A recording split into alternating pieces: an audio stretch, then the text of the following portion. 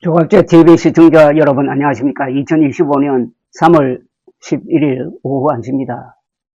윤석열 대통령을 석방한 지귀현 서울중앙지법 형사 25부 부장판사에 대해서는 의외로 비판이 약한 면이 있습니다.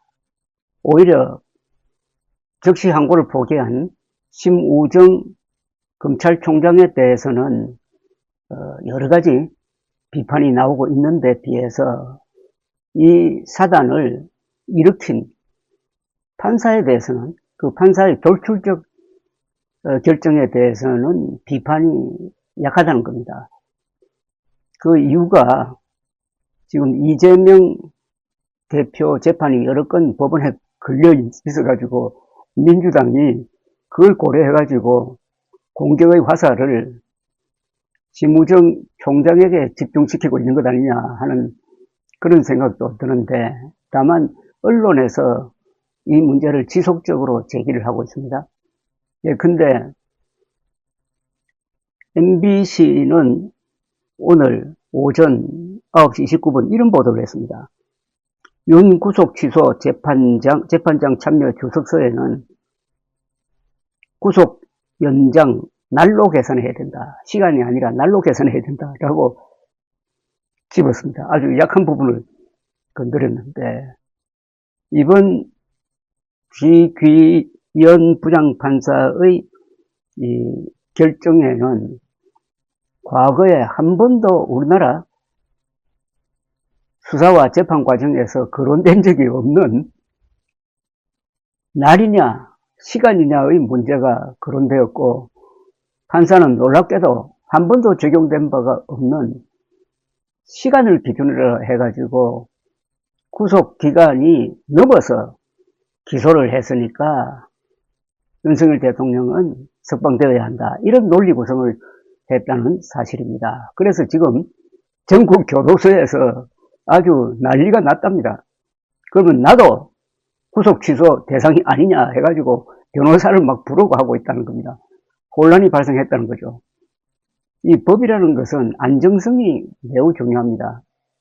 내가 이런 죄를 지으면 징역 몇 년에 해당이 된다. 내가 이런 짓을 하면 구속된다.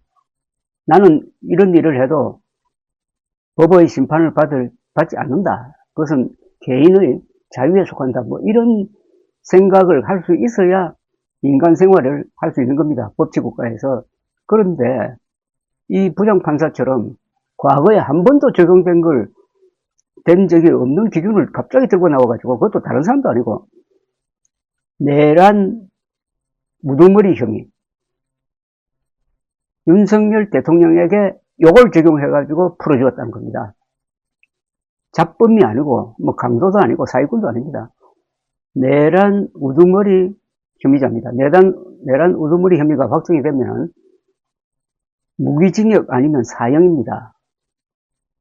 한 인간이, 한 국민이 할 수 있는 가장 극악한 범죄가 내란 우두머리 범죄입니다. 그 혐의를 받고 있는 사람에게 이렇게 특례를, 그리하여 특혜를 베풀었다는 이 비난에 집판사가 과연 논리적 반응을 할 수 있을지 하는 생각이 드는데, 일단 새로 발견된 자료에 대해서 설명을 드리겠습니다. 노태학 대법관과 지 부장판사 등 법조인 18명이 2022년 공동집필한 주석 형사소송법 2권에는 체포된 피의자의 경우 법원의 구속영장 청구서 등을 접수한 날부터라고 했습니다. 시간이 아닙니다. 날부터 구속영장을 발부해 검찰에 서류를 반환한 날까지 2일이 걸렸다면은 구속기간 만료일에 2일을 더한 날이 구속기간 만료일이 된다고 나와 있습니다. 하여튼 날로 계산을 해야 된다는 겁니다. 시간이 아니고. 그렇지만은 지부장 판사가 속한 형사 25부는 구속심사 과정에서 서류가 오간 시간에 대해 이렇게 설명을 했습니다. 이번 윤석열 대통령 구속 취소 결정문에서 만약 7월 1일 오후 2시에 접수해 다음날 오후 1시에 반환하는 경우라면은 23시간이지만은 날로 계산하면 2일로 계산되는 불합리가 생긴다며 윤 대통령에 대해서도 시간 단위로 계산해 구속기간을 연장해야 한다고 판단했습니다. 그래서 그렇게 계산해 보니까 구속기간을 넘겨서 구속 기소를 했으므로 이것은 위법이다 해서 풀어주는 결정을 한 겁니다. 지 부장판사는 자신이 참여한 해설서 내용과 구속 취소 결정이 배치된다는 지적에 대해 이렇게 답을 했다고 합니다. 내가 집필에 참여한 부분은 해당 부분이 아닌 주석 형사소송법 사건이라면서 그동안 쟁점이 안 됐는데 윤 대통령 변호인단이 처음 문제를 제기해 그에 대한 판단을 내린 것이라고 설명을 했습니다. 결정문에서 쓴 것처럼 피의자 인권보호 측면에서는 구속심사기간을 시간으로 해석하는 게 도움이 된다면서도 재판부 판단이 절대적으로 옳다는 게 아니고 공적 비판과 논의에 열려 있다고 답했습니다. 이 대목이 의미심장합니다. 지 판사는 재판부의 판단이 절대로 옳다는 게 아니다. 공적 비판과 논의에 열려 있다고 답했습니다. 이게 아주 묘합니다. 자신도 이 결정을 내리면서 확신이 없었다는 것 아닙니까? 확신이 약했다는 것 아닙니까? 그러니까 공적 비판과 논의에 열려 있다고 대답을 한 겁니다. 아니, 이런 중대한 사안을 결정을 하면서 법적 근거에 대한 확신이 없는 상태에서 윤석열 대통령을 석방시켰다는 겁니다. 즉, 이런 경우에는 어떻게 해야 되느냐? 그 재판장조차도 자신의 결정에 확신이 없다 하면 어떻게 해야 되느냐 하면은 바로 검사가 즉시 항고를 해야 됩니다. 즉시 항고, 즉 상급심에서 판단을 받아보겠다. 그때까지는 윤석열 대통령 석방을 보류한다. 이게 즉시 항고의 정신입니다. 윤석열 대통령을 수사했던 그 부서에서는 그렇게 하자고 했다고 합니다. 그러나 검찰총장이 즉시 항고를 하지 말라고 지휘를 해가지고 지금 문제가 되고 있습니다. 그런데 이 지판사의 이야기에 따르면은 즉시 항고를 하기를 바란 것 같아요. 자기도 자신이 없으니까 또 결정문에 나오는 공수처의 수사권에 대해서도 의문이 있다는 정도로 이야기를 했습니다. 수사권이 없다는 이야기는 하지 않았어요. 그렇다면 이런 애매한 것은 상급심에서 특히 대법원에서 확정적으로 판단을 했어야 됩니다. 그렇게 해야 이런 혼란이 없는데 심우정 검찰총장은 즉시 항고조차 못하게 했습니다. 못하게 함으로써 어떤 사태가 지금 발생하고 있느냐 하면은 이 구속된 사람들은 나도 풀어줘야 된다 이런 주장을 하고 있고 그 다음에 법조계 안에서는 부장검사 또는 부장판사 이렇게 아주 경험이 많은 분들이 이 지판사의 판결은 잘못되었다. 과거의 선례를 뒤집은 것이다. 라고 정면 반박을 하고 있습니다. 이런 사태를 만든 사람은 심우정 검찰총장입니다. 즉시 항고를 통해서 이 문제를 아주 명백하게 해소할 수 있는 즉시 항고 제도가 있는데도 불구하고 그걸 못하게 그 권한을 사용하지 못하게 아래 사람을 지휘했으니까 이게 과연 정당한 지휘냐 하는 것은 앞으로 법적 쟁점이 될 것이라고 생각을 합니다. 지판사도 이게 검찰이 즉시 항고를 해주기를 바라면서 이런 선고를 했을 것이다 하는 느낌을 주는 게 바로 이분의 이익 논평입니다.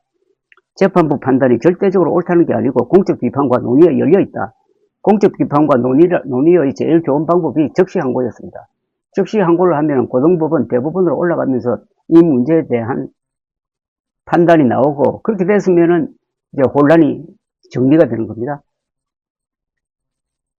검찰총장이 들어서 그렇게 혼란을 정리할 수 있는 수단을 포기함으로써 일대 혼란에 우선 내란죄 수사에 일대 혼란을 부르고 그 다음에 이 구속된 사람들이 항의를 할 수 있는 그런 상황을 만들어내고 풀려난 윤석열 내란 우두머리 혐의자는 대선 장군처럼 정치 활동을 하고 이렇게 되면은 구속 사유, 윤석열 구속 사유의 가장 큰 게 증거인멸의 우려가 있다는데, 이러면 증거인멸의 우려가 아주 실체적 사실이 되는 거죠. 윤석열 대통령이 저렇게 당당하게 자랑스럽게 행동을 하면은 그와 연관된 부하들은 법정에 나가서 제대로 진술할 수 있겠습니까?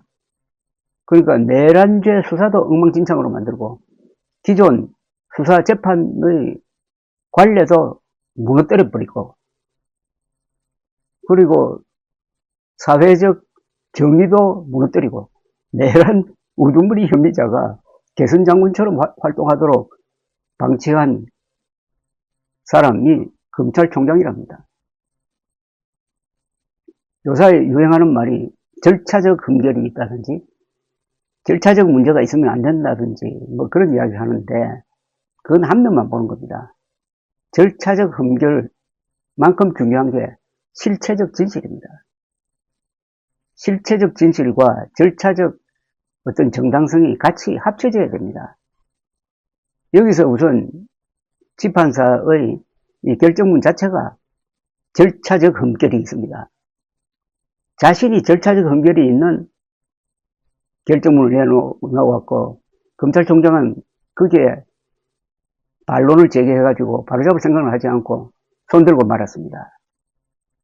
이미 절차적 흠결이 무너졌어요. 그 다음에 실체적 정의는 뭐냐 하면은, 윤석열 대통령이 헌법을 위반한 비상계엄령을 폈다. 이게 실체적 정의입니다. 이것은 어마어마하게 무겁습니다. 자그마한 어떤 절차적 문제를 투입 잡아가지고 이 역적질을 한 혐의자라는, 이걸 무효로 돌리고 석방해가지고 개선장군처럼 돌아다니게 만드는 게 이게 실체적 정의입니까? 실체적 정의를 어기면은 그것은 절차적 정의를 어긴 것처럼 더 나쁜 겁니다.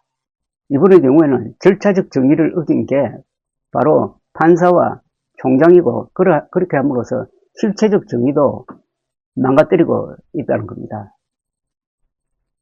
앞으로 계속 이 문제를 우리 사회 곳곳에서 제기해가지고 검사와 판사가 얼마나 중대한 사안에 대해서 아주 허무한 논리로 이끌어가고 있는지를 알아야 합니다. 검찰총장이 어제 기자들 앞에서 자신은 당당하게 이야기했습니다.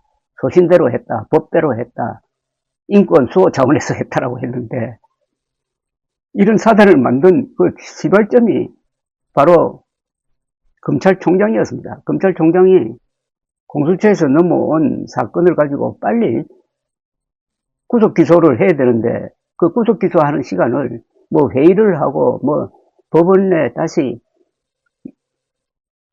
이미 구속 연장이 허용되지 않았는데도 또 요청을 하고 해가지고 시간을 허비를 했습니다.